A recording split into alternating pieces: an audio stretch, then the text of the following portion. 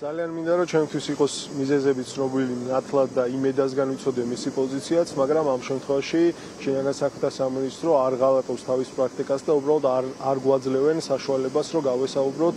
ჩვენს მარწმუნებლების პროცესამდე. ამ შემთხვევაში იმედასთან გასაუბრების საშუალება ალბათ პროცესამდე არ მომეცემა, მტკიცებულების შესწავლისთვისაც მიზერულ დროს მოგცემენ, მოითხოვენ პატიმრობას და გამომდინარე იქიდან რომ იმედა ზოგადად აქტიური ადამიანია და ხშირად უშლის ხოლმე ნევროს ქართულ ოცნებას, ალბათ ამ მოთხოვნას მოსამართლე დაუკმაყოფილებს შინაგან საქმეთა სამინისტროს. უბრალოდ ჩვენ ვხედავთ ბოლო დღეების განმავლობაში ადამიანების სახლებში როგორ შედიან ყოფილი პრემიერის, ყოფილი სუსის უფროსის და დიდძალი ქონება როგორ ამოაქვთ. ეს ადამიანები ჯერაც კი დაკავებულები არ არიან და იმედა კვიაშვილი გუშინ რუსთაველზე რო იდგა, მაგიტო სავარაუდოდ დღეს უკვე აიყვანეს და უკვე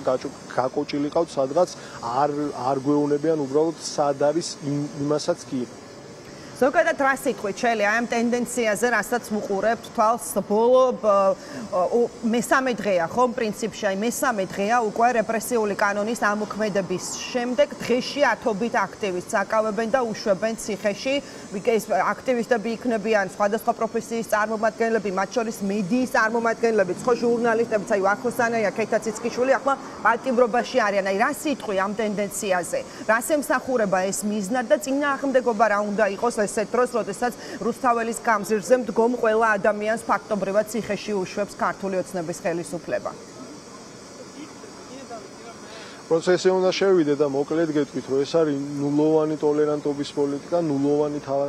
თანაგზნობის პოლიტიკა, როცა უბრალოდ არავინ არაფერს არ ითვალისწინებს და უნდათ რომ ყველა ადამიანი ციხეებში ჩაყარონ და ამით დააშინონ ქართულ ოცნებას მიაჩნიონ რომ მთელი საქართველო მათი არის და ძალიან ეროს უშლით ის რომ ადამიანები გამოდიან და ამბობენ ისეთ რაღაცებს რის მოსმენაც არ უნდათ საბოლოო ჯამში უნდათ რომ ამით პროტესტი მოკლან უნდათ რომ ამით პროტესტი მოსპონ და არ დარჩეს ერთი ადამიანიც კი ვინც ამოივეს მას უბრალოდ ბოლო ერთი წლის მანძილზე როცა ხედავდნენ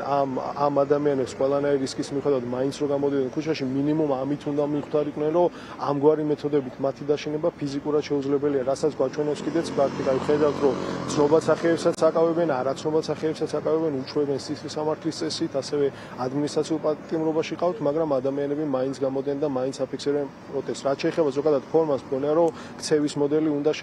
შევცვალოთ, ჭკუით უნდა ვაჯობოთ და სხვა ისეთი რაღაცები უნდა გავაკეთოთ, რაც ასევე ნერვებს მოიშლის. არ შეიძლება რომ რაღაცა ჩავბარდეთ ამ ადამიანებს. არ მგონია ეს სწორი. კი ბატონო, მადლობა ჩელე, როგორც ვიცი, იწყება უკვე სასამართლო პროცესი და ვნახოთ რა გადაწყვეტილებას მიიღებს მოსამართლე. ბორის ჩელე ყურვა გვერდებოდა პირდაპირ ეთერში საქალაქო